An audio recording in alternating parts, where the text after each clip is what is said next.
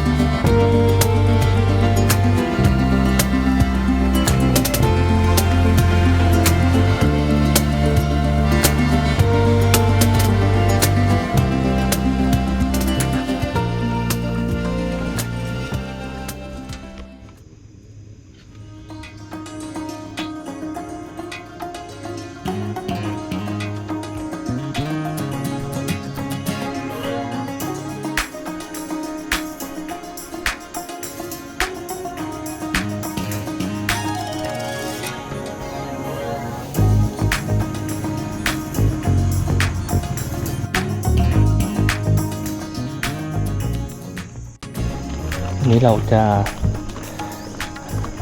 พาทุกคนมาเที่ยวเขาน้ำตกเขาเจ้าเมาซึ่งก็ตอนนี้น้ำเยอะแล้วนะครับน้ำเยอะนี่ก็เดี๋ยวมาปั๊มพาสปอร์ตกัน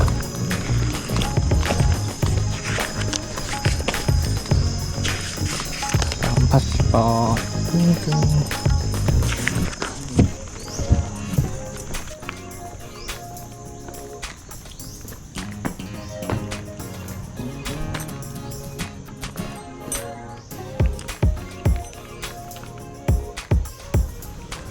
หน้าเท่าไหร่ครับหน้าที่เท่าไหร่หน้า61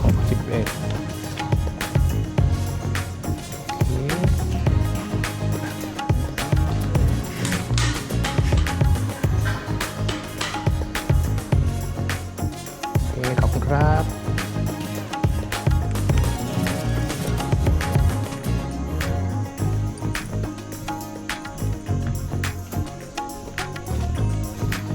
มีลูกช้างเลยช้างเยอะ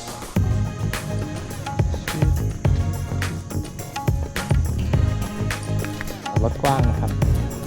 แล้วก็ฝั่งนู้นก็จะมีลานกางเต็นท์อยู่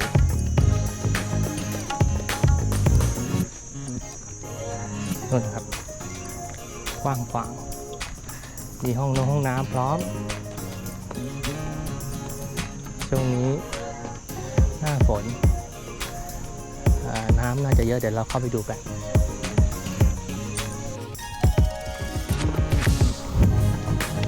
ตัวนี้เราจะไปถึงไหนดีไปถึงชั้น7เลยไปกันเลย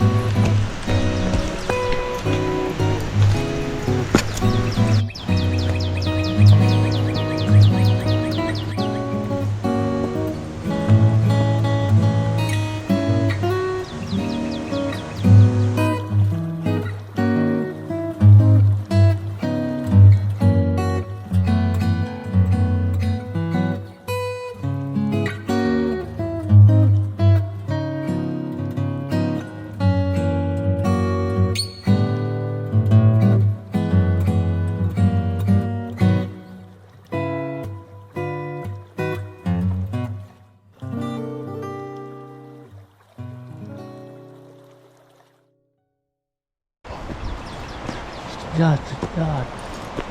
หายใจลึกๆ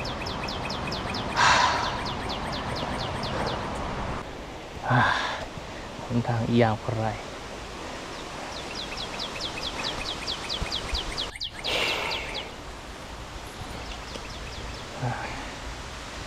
แช่ไป